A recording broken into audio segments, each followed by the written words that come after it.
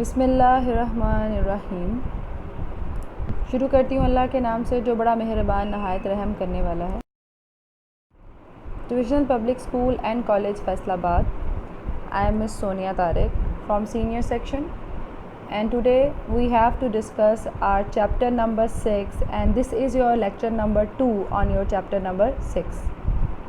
Last time we have discussed about the exercise 6.1, and today we have to start from exercise 6.1 question number 3. आज हमें question number 3 को start करना है. So find the ACF of the following by division method. हमें क्या करना है, अब ACF ही फाइंड आउट करना है. और ये मैंने आपको लास्ट टाइम सारा डिस्क्राइब किया था. ACF means to say that highest common factor, और factors means to say that factors आपको अच्छे से पता है.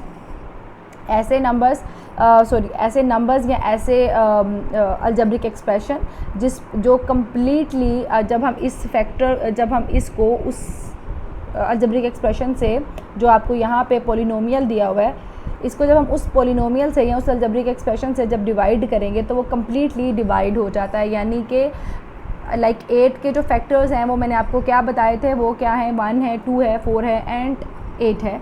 जो जब वो 8 से डिवाइड होता है तो वो कम्प्लीटली डिवाइड हो जाता है, हमारा रिमाइंडर 0 आता है. ठीक है. सो यहाँ पे आज यही है, the find the ACF of the following. ACF find out करना है और हमें highest common factor find out करना है. दो हमारे पास हैं पोलिनोमियल्स. यहाँ भी क्यूबिक पोलिनोमियल है क्योंकि हाईएस्ट पावर वेरिएबल 3 है. x³ plus 3x² minus 16x plus 12, और यहाँ पे हमारे पास x³ plus x² minus 10x plus 8.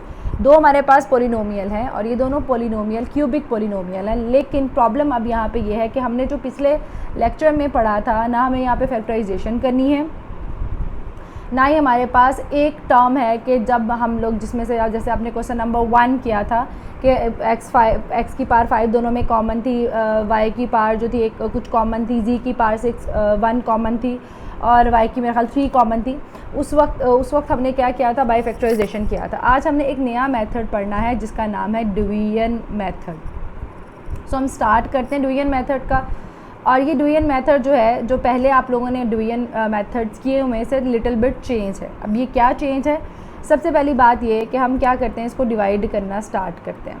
हमारे पास हमारा डिवाइडेंड क्या है और डिवाइज़र क्या है.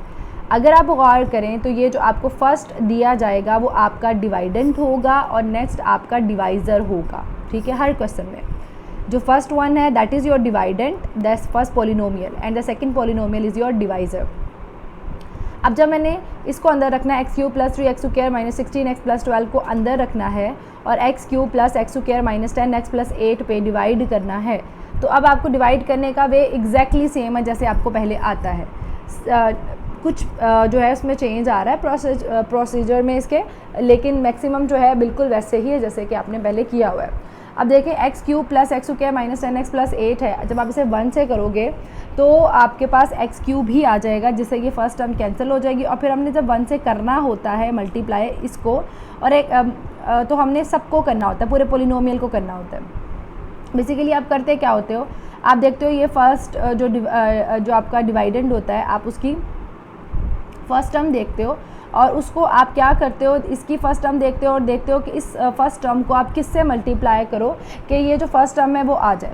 तो आपने क्या देखा कि x³ है और x³ को आप अगर आप 1 से करोगे तो ही x³ आएगा, तो वो आपने 1 से किया. लेकिन जब आपने 1 फाइंड आउट कर लिया, जब इन दोनों पहली टर्म्स को देख के 1 फाइंड आउट कर लिया, तो आपने उस 1 को फिर इस 1 को आपने सारे पोलिनोमियल से यानी सारे डिवाइज़र से मल्टीप्लाई करना होता है. सो हम वही काम करेंगे. हमने पहले तो 1 को फाइंड आउट किया, कैसे, x³ को देखा पहले हमने डिवाइडेंड को, और x³ से हमने उसको जब देखा कि हमने इसे डिवाइड करना है तो इसके लिए हम इसे 1 से करेंगे तो ही ये सारा x³ आएगा. सो हमने इस सबको अब किससे करना है, x³ से मल्टीप्लाई कर देना है. ठीक है. सो x³ से मल्टीप्लाई करेंगे तो क्या बनेगा हमारा, x³ x²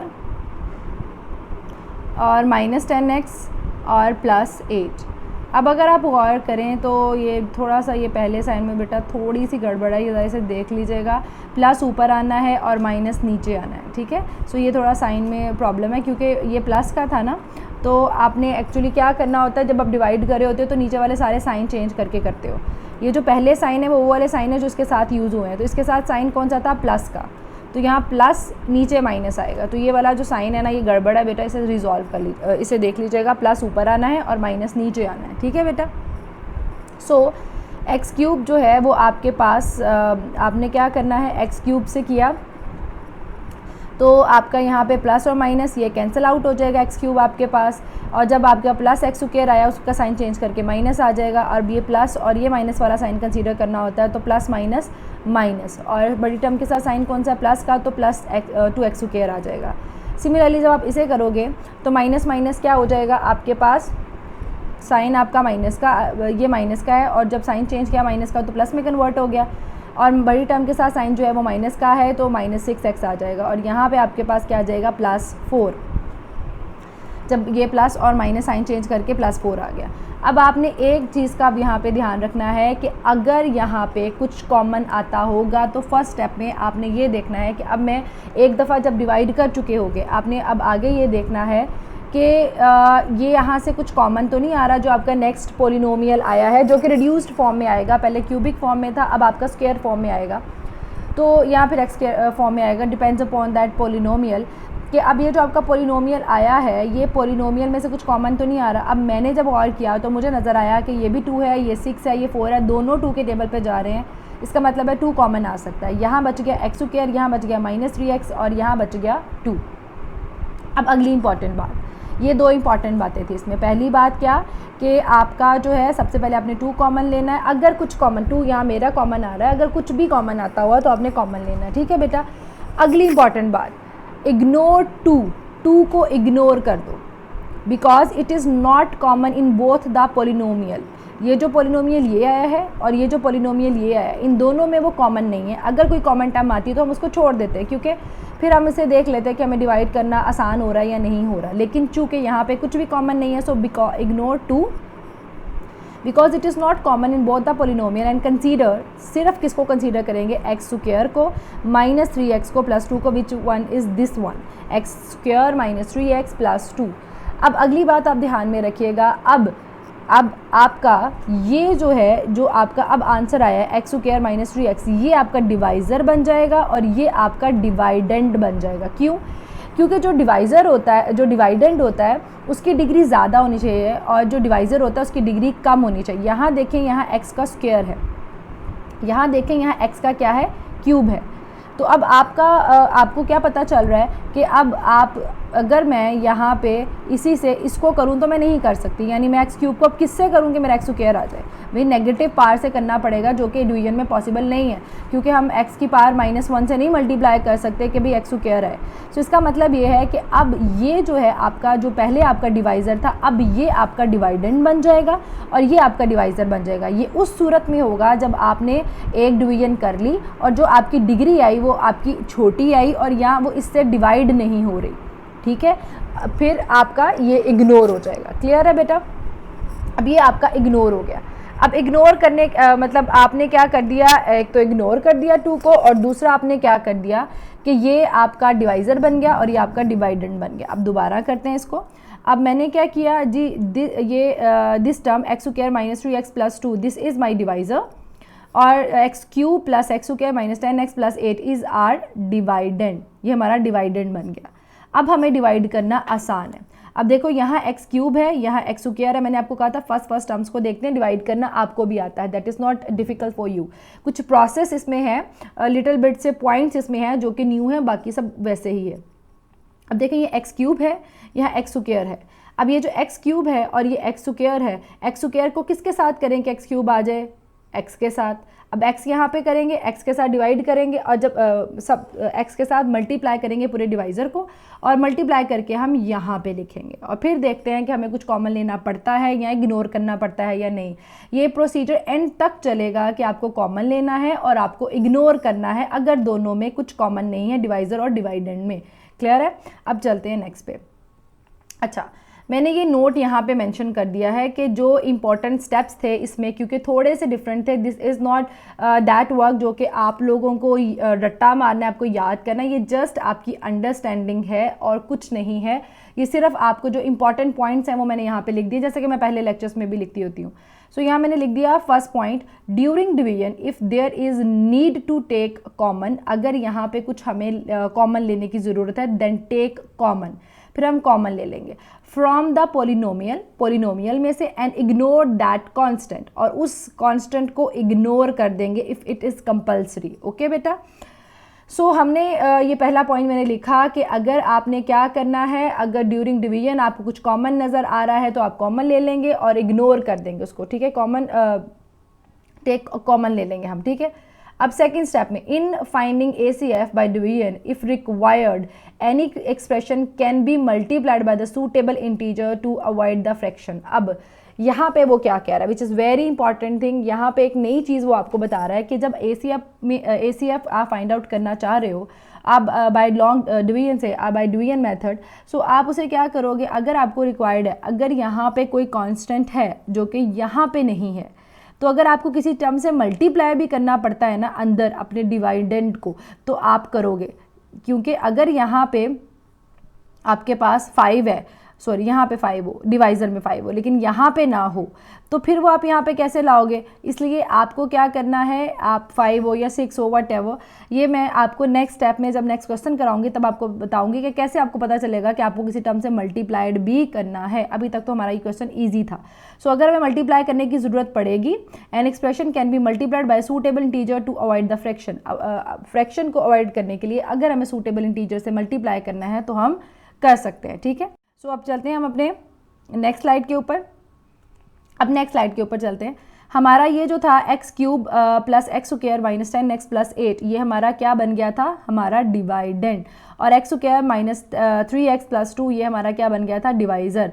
अब x square minus 3x plus 2 को हम किससे मल्टीप्लाई करेंगे, x से मल्टीप्लाई करेंगे। जब हम x से मल्टीप्लाई करेंगे सारी टर्म मल्टीप्लाइड हो जाएंगी, एक्स क्यूब आ जाएगा, माइनस 3x स्क्वायर आ जाएगा और प्लस 2x स्क्वायर आ जाएगा। ये प्लस 2 मैंने साथ में क्योंकि सारा करके लिखा हुआ है तो लिखा है पहला आपका x ही होगा, सो जो इससे होगा मल्टीप्लाइड, और वही सारा आंसर यहाँ पे लिखेंगे। उसके बाद हम साइन चेंज करेंगे, ठीक है। सो हमारा एक्स क्यूब आ गया, माइनस 10x स्क्वायर आ गया और प्लस 2x आ गया। अब फिर हम इसके साइन चेंज कर देंगे, ये माइनस का हो गया, ये माइनस प्लस का हो गया, ये प्लस माइनस का हो गया। अब आपने क्या करना है, ये कैंसिल आउट हो गया, एक्स क्यूब कैंसिल हो गया, पीछे बच गया ये एक्स स्क्वायर। अब ये plus plus plus 4x square आ जाएगा, माइनस माइनस माइनस आ जाएगा और दोनों ऐड हो जाएंगे, 12x और प्लस 8 आ जाएगा। अब हम इसे किस टर्म से मल्टीप्लाई करें, अब हम इसे मल्टीप्लाई करेंगे, ये 4x स्क्वायर है और ये भी x स्क्वायर, अभी इसकी डिवीजन पॉसिबल है, इसलिए हमें इसको इसको डिवाइडेंट और इसको डिवाइज़र बनाने की ज़रूरत नहीं है। सो हम क्या करेंगे, प्लस 4 से इसे मल्टीप्लाई कर देंगे, तो देखते हैं क्या हमारा आंसर आता है। 4 से जब इसे मल्टीप्लाई करेंगे 4x स्क्वायर आ जाएगा और माइनस 12x स्क्वायर आ जाएगा और प्लस 8 आ जाएगा। सो साइन चेंज करेंगे, सारे कैंसिल हो गए, कैंसिल मैंने नहीं किए हुए और आपको भी करने की ज़रूरत नहीं है, आप करना चाहो तो भी मिस्टेक नहीं होगी और आपका रिमाइंडर क्या बचेगा, 0। सो आपका ACF क्या है, this is not your ACF, this is your ACF जो कि आपने फाइंड आउट किया। So our ACF is x square minus 3x plus 2, this is your long division method to find out the ACF। ACF कैसे find out करते हैं उसके लिए आपके पास ये लॉन्ग डिवीजन है। क्लियर है बेटा। अब आगे चलते हैं। आगे है आपके पास x। अच्छा, अब ये जो क्वेश्चन है क्योंकि टोटल डिफरेंट मेथड है तो मैं कोशिश करूँगी कि इसके जितने क्वेश्चन मैं आपको करवा सकती हूँ मैं करवाऊँ ताकि आपकी अंडरस्टैंडिंग लेवल क्लियर हो जाए। अब ये x रेज़ टू पावर 4 है प्लस x स्क्वायर है माइनस 2x स्क्वायर है प्लस x है माइनस 3 है। ये किससे हो रहा है, 5x क्यूब से प्लस 3x स्क्वायर से माइनस 17x से और प्लस 6 से हो रहा है। अब आपने क्या करना है, जब आपने अब आपको मैंने बताया था the first polynomial is your dividend, और ये जो है ये 4th पावर वाला है, इसकी डिग्री 4th है, हाईएस्ट पावर 4th है, इसकी हाईएस्ट पावर जो है वो क्या है, 3 है। अब आपका ये डिवाइज़र है और आपका ये डिवाइडेड है। यहाँ पे वो जो सेकंड रूल हमने पढ़ा था अपनी फर्स्ट स्लाइड में जब अंडरस्टैंडिंग ली थी तो वो यहाँ पे अप्लाई हो रहा है। यहाँ पे देखो, यहाँ पे 5 है लेकिन यहाँ पे 5 नहीं है। अब अगर डिवाइज़र में 5 है लेकिन डिवाइडेंड में नहीं है तो मैं इसे 1/5 से तो नहीं कर सकती ना, ताकि ये x रेज़ टू पावर 4 सिर्फ आए। इसको किससे मल्टीप्लाई करूँ, या 1/5 और इनटू x से करूँ कि यहाँ पे सिर्फ x 4 आए। अब वो नहीं हो सकता। इसके लिए क्या करना है आपने, अब ये आपका डिवाइडेंट और ये आपका डिवाइज़र, ये मैंने आपको लिख के बताया दिया। और x raise to power 4 plus x cube minus 2x square plus x minus 3, this is your dividend. और डिवाइज़र क्या है, 5x cube plus 3x square minus 17x plus 6, this is your divisor. अब जब हम इसे रिजॉल्व करेंगे तो multiply करेंगे 5 से। मैंने थोड़ा इस साइड पे लिखा हुआ है बेटा, क्योंकि स्लाइड बनाते हैं मुझे प्रॉब्लम आ रहा था। आप यहाँ मल्टीप्लाइड करके 5 लिखें, ठीक है, थोड़ा सा इस साइड पे ले आए यहाँ पे, ठीक है। कोई आपको प्रॉब्लम हो तो आप अपनी एग्जाम्पल भी फॉलो कर सकते हैं। यहाँ पे मल्टीप्लाइड बाय 5 करें। क्यों किया है, क्योंकि यहाँ पे आपको पता है यहाँ x रेज़ टू पावर 4 है पहली टर्म, यहाँ पे पहली टर्म क्या है, x raise to power cube है। अब आपको x क्यूब से अगर x 4 पे जाना है तो इसको x से मल्टीप्लाई करोगे तो x 4 तो आ जाएगा, लेकिन प्रॉब्लम ये है यहाँ पे 5 है तो यहाँ पे 5 नहीं है, तो आपको अब 1/5 से मल्टीप्लाई करना पड़ेगा, इंटू x से मल्टीप्लाई करना पड़ेगा, जो कि डिवीजन ला रही है। और डिवीजन को हमने क्या करना है, अवॉइड करना है जब हम लोग डिवाइज़र और डिवाइडेंड की बात कर रहे होंगे। सो मल्टीप्लाई किया किससे, हमने 5 से। अब 5 से मल्टीप्लाई कर देंगे इस सब को, फिर उसके बाद हम डिवाइज़र के साथ देखेंगे कि हम किसके साथ इसको करें मल्टीप्लाई, के भाई हमारा ये डिवीजन आगे चले, ठीक है। सो हमारे पास है यहाँ पे 5x रेज़ टू पावर 4, 5 से सबको मल्टीप्लाई कर दे, 5x cube minus 10x square and plus 5x and minus 15, ये आपके पास आ गई।